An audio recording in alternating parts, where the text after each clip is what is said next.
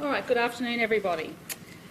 Well, today Cabinet has considered the Commission of Inquiry report into the police service, the handling of domestic and family violence. And can I say from the outset, this inquiry is raw and confronting.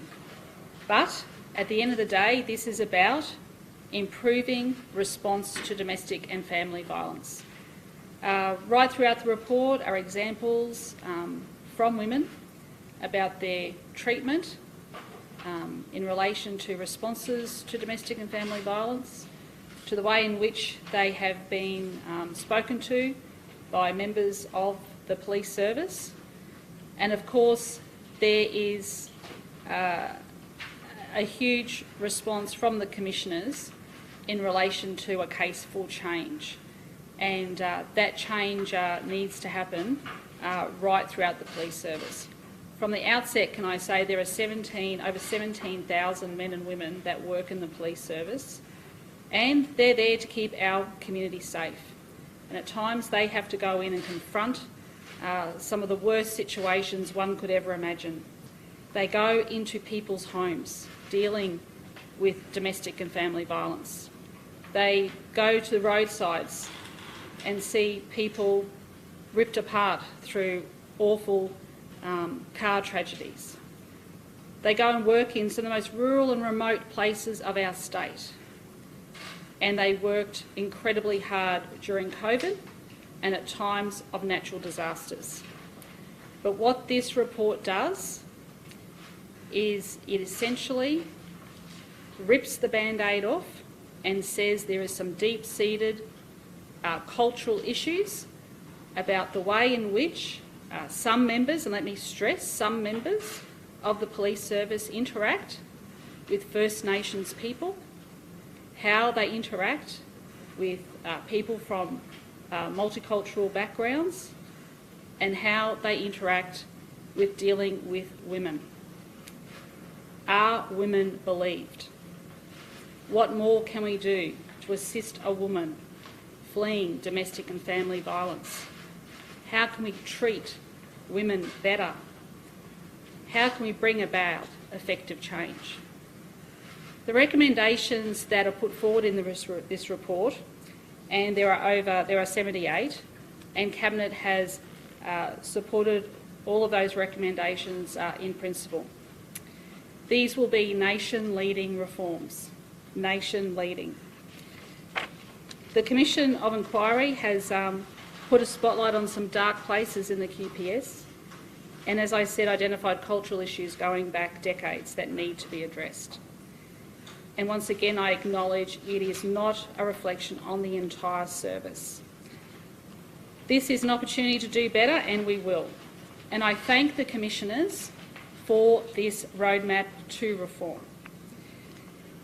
The Police Minister will go into a little bit more detail in the future. One of the recommendations is to have someone dedicated to implementing these reforms, a special coordinator, and that person will be Steve Goloczewski in the police service. Today, Cabinet has also endorsed $100 million to hit the ground running, so the police service does not waste a day, and the Minister will go into some more details there. But what we'll do is we'll deliver, among other things, hundreds of extra QPS personnel to provide specialist support to victims of domestic and family violence. Some of the key essential reforms: we'll roll out 300 domestic violence support workers across this state. We will make sure that they are embedded in police stations, and also where possible, we can have a separate area where people who are going through, whether it's sexual assault or domestic and family violence issues, have a safe place to go and talk to someone away from that front counter. There are issues there about strengthening complaints against police, and as I said, that Special Commissioner for Police Reform will be Steve Goloczewski, and many people will remember the work that Steve has done during COVID as well. Recommendation there is for an Assistant Commissioner of First Nations to be appointed, and the Minister will go into that. Can I stress too that we have committed almost $1 billion since the historic Not Now, Not Ever report. Deep in all of this is about respectful relationships. It's the way we interact with one another. But critical too, it is about teaching young people at an early age how to respect one another in the school place, in the home. And parents have a key role here as well. As part of the Australian curriculum, respectful relationships will be rolled out next year across all schools in Queensland. Now, both the inquiry and Judge McMurdo recommended the appointment of an independent implementation supervisor to oversee that these reforms and recommendations are taking effect. The person would have responsibility for implementing recommendations made by Judge McMurdo and the inquiry. I'm pleased to announce that I am appointing Linda Appelt to this position immediately for 3 months, whilst this position is advertised. Once again, I cannot let a day go by. I need someone in there straight away overseeing this. Again, she is another strong leader. Ms Appelt recently served 3 years as the Agent General for Queensland in London. So I commend her to everybody here today. Now finally, before handing over to Minister Ryan, let me say this. This is also very clear. To bring about the reforms and the cultural change needs a strong woman. And that strong woman is the Commissioner, Katarina Carroll. The Cabinet has endorsed the Commissioner today. There are people out there across Queensland that have seen the Commissioner and the extraordinary work that she has done. And this is going to be confronting, and it is going to take every ounce of her strength to bring about all of this reform, and I am confident that she is the right person to do it.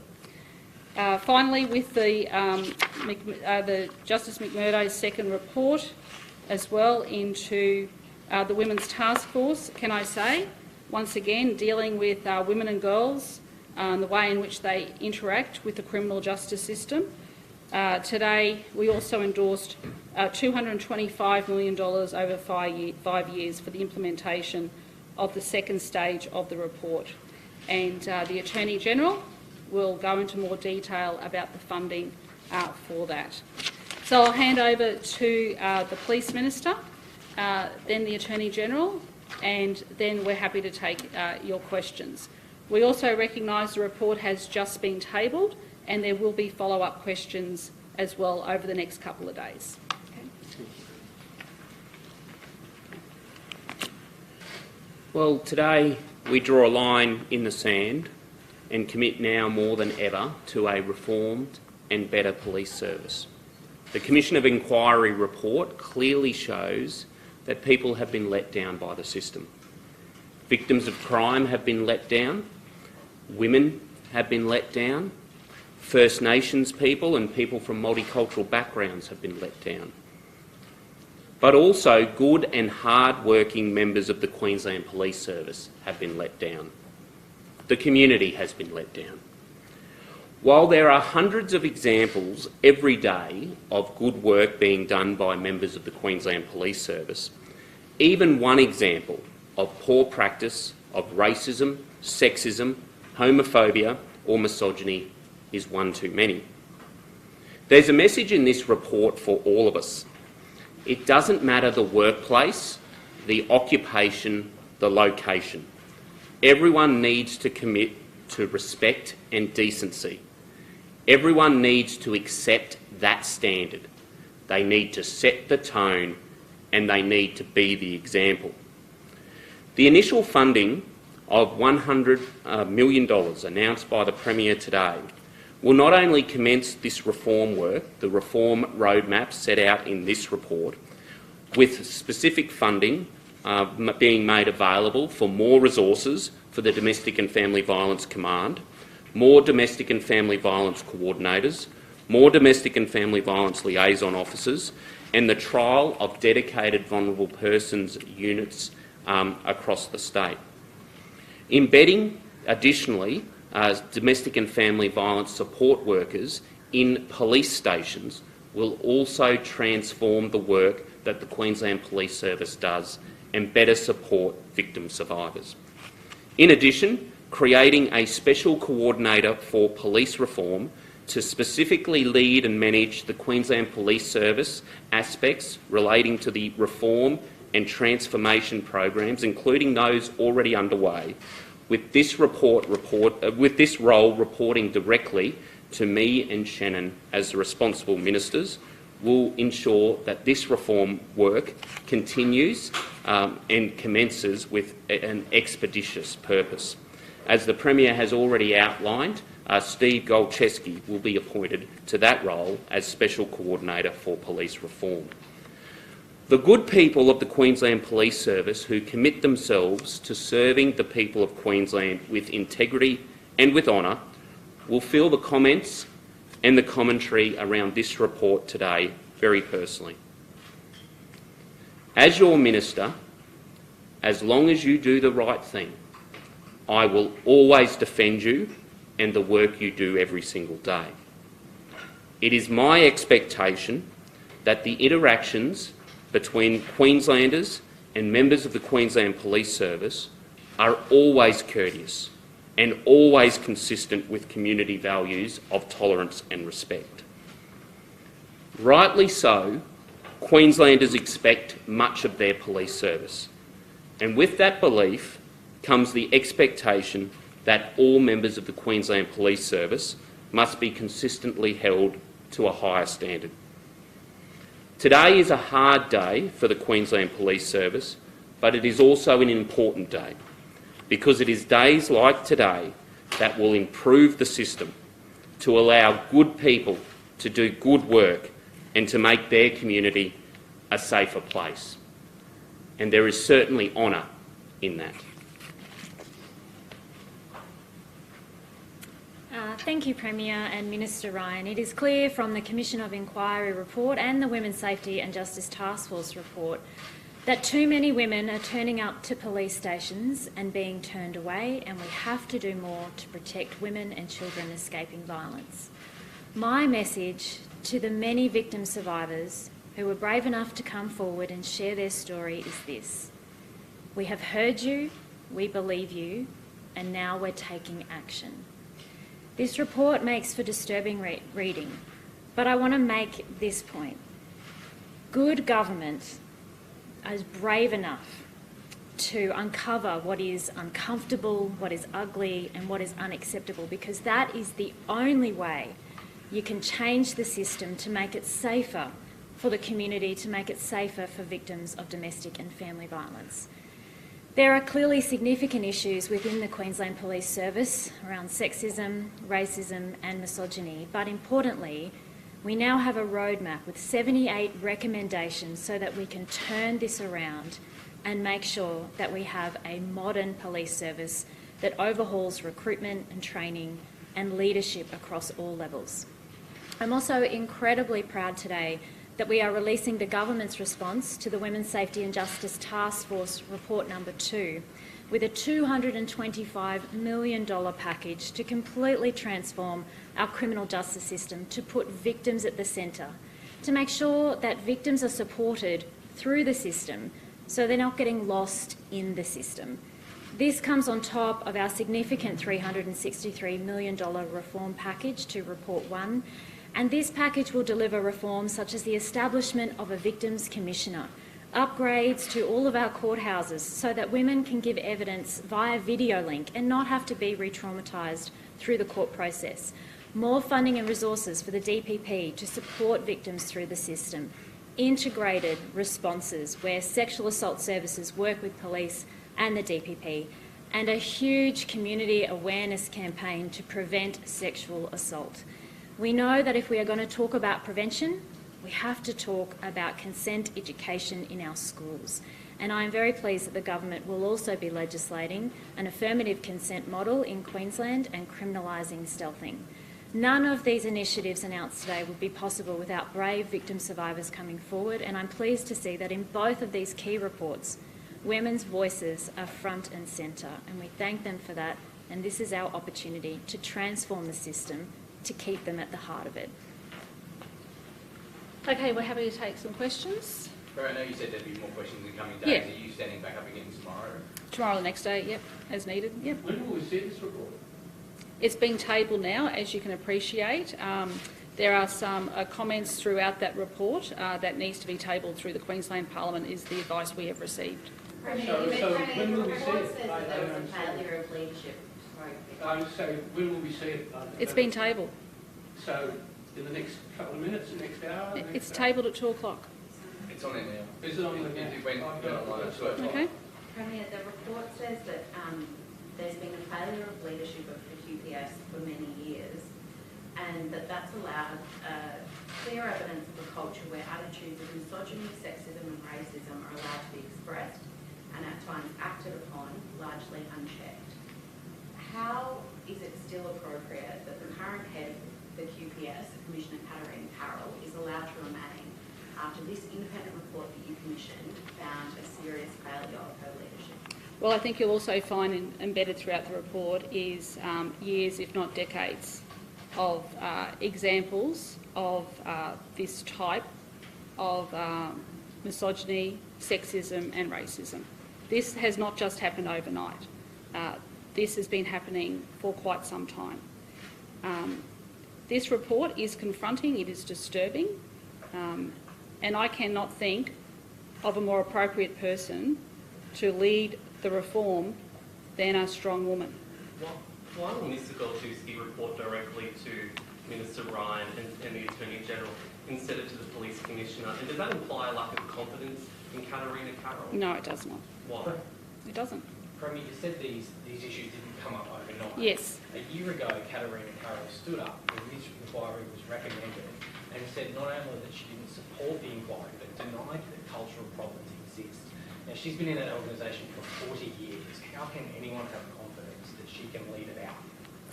Well, I think Queenslanders know that she has stood by them during 2 years of a world pandemic. She has stood by Queenslanders when it came to natural disasters, floods and cyclones, and she has given me her firm commitment. She has contacted me today after Cabinet. She has given me her firm commitment that she is 100% up to implementing all of these recommendations. Is this about giving her a second chance? This is about accepting that change needs to happen and being able to bring about change. Now, don't forget as well, and the Police Minister might want to comment on this as well, that when she headed QFES, she had a mighty job to do, and she did that, which is one of the reasons that she was endorsed by the independent panel to become the Police Commissioner. You mentioned that not now, not ever report, Yes. and almost $1 billion spent since then. Why Yes. do Queenslanders have confidence this will lead to lasting change?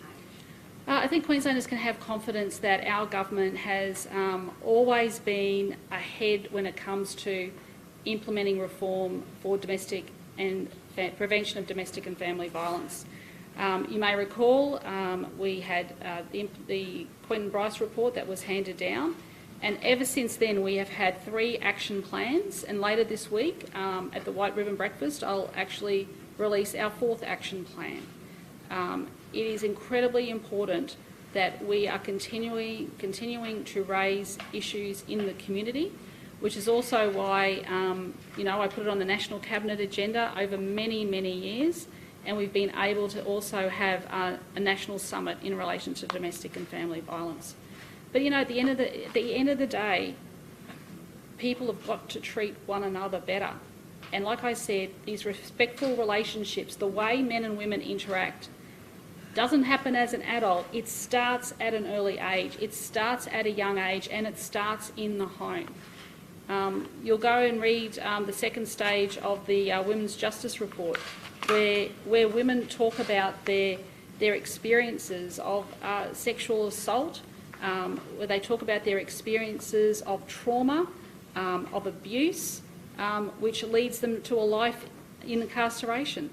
I mean, these are very troublesome issues, These are deep-seated social issues, and as a community we are saying enough is enough, and we are saying that we can do more. Now, not for one moment would you not expect these issues that have been uncovered in the Queensland Police Service to be in other police services across the nation. But this is a wake-up call for the Queensland Police Service to do better. To do better. The community expects the highest standard, and that's what they must deliver. Harry, you say you've been ahead of the game.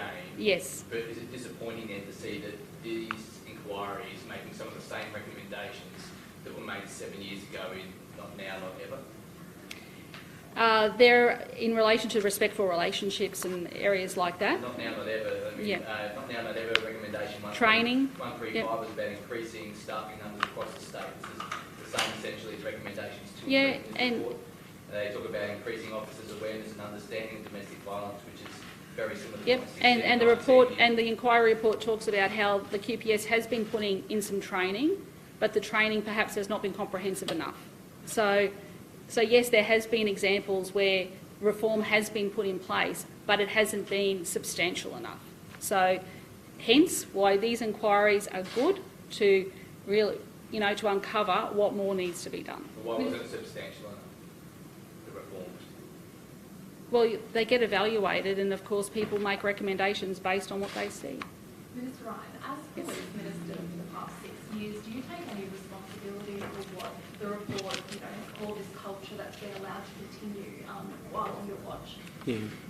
Well, I think it's important that Queenslanders have confidence in their police service and the interactions that they have, and also that members of the Queensland Police Service feel supported in the workplace, and when they experience inappropriate behaviour, they have confidence in the systems that will support them, that will support allegations being raised, and where proven, consequences are appropriate. Of course, it is important for the police service and the government, including me as Minister, to always work very carefully, very sincerely and very thoroughly on ensuring we've got the best possible police service. And it is why, me as Minister, along with my Cabinet colleagues, called for this Commission of Inquiry. We implemented the Commission of Inquiry. We're now underscoring that with additional funding and a commitment that there will be a need for additional resourcing and additional funding. I'm very much up for the challenge on that, and I'm very committed to the structural and systematic reform that's needed. And I look forward to working with Commissioner Carroll, as well as all members of the Queensland Police Service, to ensure that the recommendations are implemented, that the roadmap is supported, and that the additional resources that the police service needs to ensure that people in the community get the support they need are delivered. So options on that, Steve Golchevsky was recently in hot water over using what some people refer to as racialised language by saying "you people." Is he really the right person to oversee these recommendations when he was in the headlines?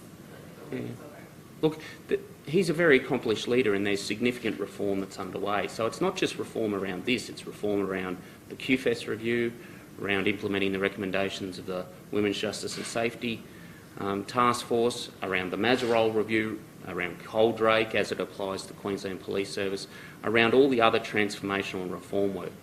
He's a very experienced leader who delivered an outstanding result on behalf of the people of Queensland during COVID. A very experienced state disaster coordinator. So he's got the capacity, the leadership and the respect to be able to manage and lead the reform work that's required. So can you mention leaders who say they're uncomfortable with you, they just have to suck it? Well, no, I reject your the tone and your statement there. He's a very accomplished leader. He works well with all Queenslanders, and I have every confidence that he will deliver on these reforms. Can you understand that members of the First Nations reference group have said that they believe he was aggressive and insulting to them, and that they are uncomfortable working with him? This is the formal First Nations advisory body to the Queensland Police Service, and it seems as though everyone from the QPS right through to the government are simply ignoring their testimony. That's not true, and of course, whenever concerns are raised, they're always taken seriously. And also, people are held to account when allegations are proven. I have every confidence that Steve Golczewski will be able to lead and manage this reform work. Can you explain why Mr Golczewski will report directly to you? And won't this just essentially put him on equal footing with Katarina Carroll? Not at all. So it's a clear role around coordinating all of the reform and transformational work, and I went through, there's a huge body of work there. But it is also an important role that should have a distinct focus on the reform coordination work. You know, the Police Commissioner is a very important person, and ultimately she will be responsible for the cultural change that's required within the organisation. But she's also responsible for community safety outcomes, for managing responses to youth justice, for managing responses around national security, for managing reform work around how the police service engages with the community. That's a very important role, and it's a very busy role. So having a dedicated coordinator to lead the reforms not only shows how important getting those reforms underway in an expeditious way is to the government, but it also provides the police service with the necessary capacity to deliver on those reforms. Minister, Professor Karen Carrington says she met with you in 2019 and that at that meeting she put to you that there was a need for a significantly increased specialist domestic violence response from the Queensland Police Service. She says at that meeting you were dismissed the concerns and you told her there was no need for any change within the QPS. Do you regret making those comments now? Yeah, well, I recall that meeting, and I recall it very differently to Kerry Carrington. But I respect her work. She's entitled to an opinion, and I think she'll note that one of the recommendations which the government has supported and is funding with this initial funding amount is about trialling those dedicated spaces in the community where there are specialist police officers and support services. The report says QPS members say the lack of integrity of its leadership is causing the membership to become disillusioned and even to leave the organisation. There's summaries in there. Do you think there is a problem with QPS leadership? This is a roadmap for reform, and every member of the Queensland Police Service, from the rank of Constable and Commissioner, has to read the report, take note of the recommendations and commit themselves to doing better. That is an important message for frontline police as well as also the leaders of the organisation. That is why the government's backing in the reform work and also providing significant funding to uplift capacity and capability in the organisation. But obviously there's always disgruntled members in any organisation, but do you think the leadership is a problem in the QPS given what's in this report? There are many good people in the Queensland Police Service who turn up every single day to do good work, and that is from rank of Constable up to Commissioner. We back in the Commissioner. We think that she is the right person to lead the reform. She is the right person to oversee the cultural change in the organisation. She's got a strong record when it comes to this work. Not only has she overseen reform at the Queensland Fire and Emergency Services, but she's already started reform work at the Queensland Police Service. So I've got every confidence that the Commissioner, as well as members of the leadership team of the Queensland Police Service, will take this report seriously and work towards building the best possible police service which supports people in the community. Do you think anyone should lose their job over these findings? Look, the report doesn't make any specific findings about that, and I think should any officer lose their job over this for making sexist or racist remarks? Well, that's a separate point to commentary around the leadership. Of course, I'm on the record as saying that if people don't meet the standard of respect in the workplace, respect in the community, then there should be consequences for that. And I'm on the record referring to particular examples. Should anyone in the leadership lose their job in light of these findings? No, there's no particular recommendation around that, but also these are issues which require time to manifest themselves and also time to change. But the time to change starts now, and the government's backing that in with a reform package. A lot of these are very fast though, like 3 months to organise stuff, 6 months to organise stuff. Do you truly believe that in some of these very short time frames, these things can happen? It's hiring people and building things. Are you confident that we will see some of these things in 3 to 6 months? Yeah. Look, we need to move quickly, and I know the police service will do its best. And I think in the context of your question, it makes sense to have a special coordinator for police reform, someone whose sole job is focused on implementing the reforms and transformation, to do their best, as well as encourage the best from the police service to ensure that those recommendations are implemented as quickly as possible. And that is certainly the expectation of government. Minister, the Commissioner made a couple of announcements sort of late last week, including the hiring of Julie Mackay from PwC, which seems to sort of be slightly outside the recommendations that we've seen. Are you comfortable with her pursuing that course? And can you tell us when you learned that she was hiring Julie? Look, the Commissioner briefed me on it shortly beforehand. I'm not sure about how many days, but shortly beforehand. And of course, you know, the Commissioner is responsible for cultural change in the police service and ensuring that police service has the best capability and capacity to respond to the demands of the community. So, of course, the Commissioner is entitled to make that appointment. Can you explain some of these police personnel figures? So there's going to be 370 new personnel in total, and will you aim to go up to 1,000? Is that what?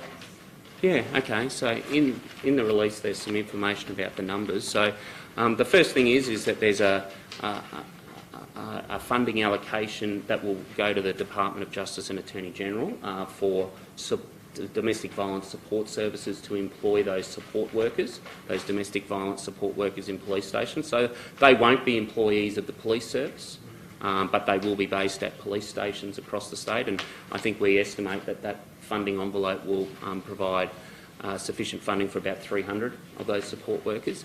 But there are also aspects which will directly go to the Queensland Police Service and fund capability uplift. So there'll be some directly for the Domestic and Family Violence Command, some for Domestic and Family Violence Coordinators and Liaison Officers, allocations for Cultural Liaison Officers, as well as also dedicated resourcing for the First Nations unit, including a specific position on the executive leadership team.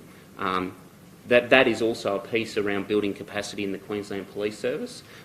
Ultimately, my vision would be that that person would hold the rank of Assistant Commissioner, that the Queensland Police Service is able to mentor and support someone into that role. But if that person can't be identified at this point, I think that, you know, we've got to act quickly, and a civilian First Nations person can be appointed to that role, but holding a position on the executive leadership team. Minister, as you acknowledged, this report was damning. It said that the membership feels abandoned by its leader in its efforts to respond to domestic and family violence. What's your cut-through message to the members of the police service, given that the Commission is going to stay in a job that they are no longer abandoned? Well, this is about improving the system, and the system applies equally to members in the community as it does to the members of the Queensland Police Service. There are a lot of good people in the Queensland Police Service. So what we have here is a roadmap to improving the system so that those good people in the Queensland Police Service can continue to do their good work of serving the community. So this is a roadmap to support them, as well as it is a roadmap to supporting better domestic and family violence outcomes. I understand it's a roadmap, but what's your message to those members who say we feel abandoned by our leader and inability to respond to domestic violence? What do you say to those? Well, I say to them that this will support them in the work that they do. It will help build capacity in the organisation. It will help set the tone. It will help ensure that the example and the standard is one that all Queenslanders can be proud of, and that's got to be a good thing for the members of the Queensland Police When you Service. speak to police officers, though, they'll talk about improving the system, roadmaps, capacity in the police force and setting the tone. Many will say it's the same office mumble jumbo that we get from leaders who aren't actually in real terms. What's going to change for them? Well, it starts today with an initial funding allocation of $100 million, which will support better training for them, better resourcing in their organisation. That's money that's in the bank, it's already committed, and that is just the beginning. We know that when it comes to responding to domestic and family violence, that there is demand in the community, and police officers, first responders, feel that. So the other commitment that's underscored here is a recognition that once the demand resource modelling is done, that there will need to be more personnel for the Queensland Police Service. You know, at least hundreds, and that will also support what the Queensland Police Service does in responding to a very difficult and challenging and confronting area of community safety. Well, you say, I'm sorry, Given this report, do you think the state and QPS are ready for coercive control to be criminalised? Does is it still on track? Yes, so the Attorney-General's been clear that there is a pathway for criminalising coercive control. Part of that work is around additional training and recognition of the capacity of the Queensland Police Service. So I see that this report and the support that government has committed to going hand in glove with that timeline around criminalising coercive control. Minister, the Premier, or this could be answered by the Premier perhaps. Premier, you mentioned before that some of these issues have been entrenched for decades, but the report talks about, and it's very critical of the local management resolution style of discipline against police officers. And it notes that that particular element of the disciplinary process came into being under Commissioner Carroll's leadership. And it says that by legislation, she is required to promote a professional organisation characterised by ethical conduct. Her lack of understanding of her organisation's complaint system in circumstances where the system is supposed to monitor and control the ethical health of the membership reflects poorly on her leadership. And you're still confident that she's the right woman to reform this system? Well, the report makes very serious recommendations about how complaints should be dealt with in the future. So they've gone through all of those issues where members of the QPS did not feel that they were being heard. And, you know, back in what the Police Minister said, it's very important that the message is very clear that if you are making a racist or sexist remarks in the Queensland Police Service, perhaps that's not the job for you. How is the message clear? I think it's very clear. How is the message clear when that report points directly to failures of leadership, yet there are no consequences to the leaders of the organisation? The recommendations do not make any, there are no recommendations made about anyone in the senior leadership group. As the Minister... Surely she serves at the pleasure of the Premier, so you have the right, the responsibility to decide whether she's good enough at her job to stay there. And this report, throughout the whole of its 412 pages, which we're trying to understand now while you're talking to us, it says over and over again there have been failures of this Commissioner's leadership. Well, I think, as we know, that these issues have not come overnight. Some of the issues have come up during her leadership, though. This particular point about the local management resolution process of discipline. And there's clear, very clear recommendations there about how complaints should be dealt with in the future. And those recommendations are supported in principle. So who's going to take responsibility then? Because the report's scathing, no one's losing their job, the Commissioner stays, the Assistant Commissioner's promoted. Who takes responsibility? Well, what's going to happen now is that this is a wake-up call for everything to be cleaned up. These are cultural changes that need to happen. The report makes very clear recommendations that the government has accepted, and they will be implemented. But someone must be responsible. Who's responsible at the end of the day if this doesn't happen? In 2-3 years' time, if we're still talking about the same thing, who's responsible for cleaning it up?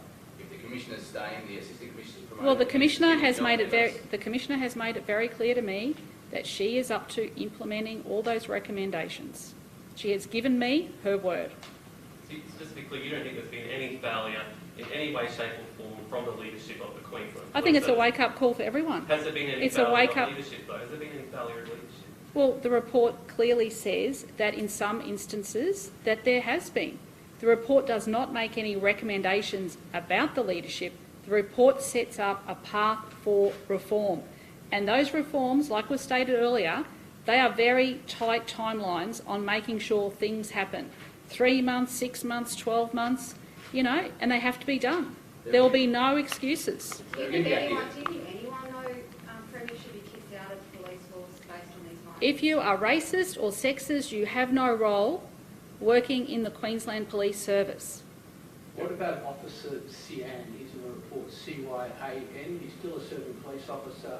Multiple complaints of domestic violence against him. He's found to have acted unprofessionally using police data on one of his partners. Yet he's still in the police force. What's your view of him? My view of that is it would have to be, I'm not just going to comment off the cuff. Yes, I know it's in the report, as there are hundreds of cases in the report, with all due respect. And as the report sets out, there are very clear mechanisms on how those complaints need to be dealt with. And secondly, leadership needs to act on these complaints. And the roadmap there sets out the path on how that happens. There are going to be accusations that no one's been held accountable for all of this that's detailed in this report. What do you say to that? What I say very clearly is it is my expectation and the community's expectation that these recommendations get implemented. So you're not very disagreeing clearly. with that no one's been held accountable, because that's what will no doubt come from many people have already been saying it before this press conference even started. No one's going to be held accountable. Well, I think they're all accountable. They're all accountable because the roadmap needs to be implemented. I cannot be clearer. But in terms of past, what's happened, some of the horrific things that have happened in this report? There has been a lot of horrific things, and also too, can I thank people who have come forward to share their personal stories, both in the Commission of Inquiry report and in Justice McMurdo's report as well. These are confronting issues about how people are dealt with. Every person who walks through a door, their story has to be believed. Their story has to be taken into account. Their story needs to be acted on. These are people. I understand policing is a very, very busy issue. I understand that the rise of domestic and family violence complaints have risen over the years. It is a very complex situation where you are going into people's homes, and we need to equip not just police, but social workers and those specialist officers, special DV officers that will be appointed to make sure they have the resources and the tools to deal with walking into families' homes and dealing with these complex situations. Some of these recommendations are modelled on what happens in New York and other parts of the US. And of course, they have had some positive results.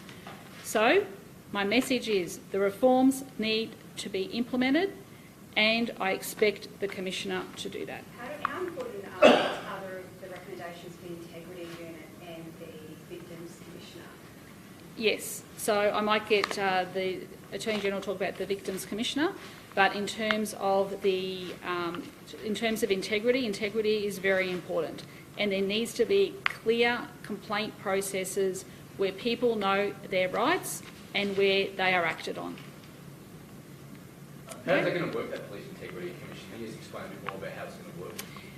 My understanding is it moves to the CCC, but there will still be, this is where we have to work with Peter Coldrake, because Peter Coldrake wanted some issues dealt with separately. So we will now look at Peter Coldrake and we will look at the recommendations of this where we accept it in principle, and we will mould the two into one. You've appointed an independent implementation supervisor, is that right? Yes. For three months? Linda Appelt, yes. You said I can't let a day go by, but wasn't that a recommendation from the original report months and months? So what's happened is it's also been a recommendation of this police inquiry report. So the Attorney General was preparing the position to go out to market with the conditions of that position.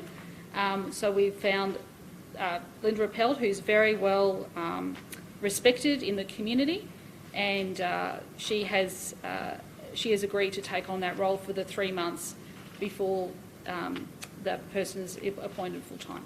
So it's now more urgent now than what it was Correct. 6 months ago? Correct. Yes. The police commissioner's got, Okay. 2 years left in her 5-year term. Have you put her on notice that if she doesn't fix this up within those 2 years, then she... Well, let me say very clearly, it's a very good question, let me say very clearly, I expect the reforms to be implemented very clearly. Okay?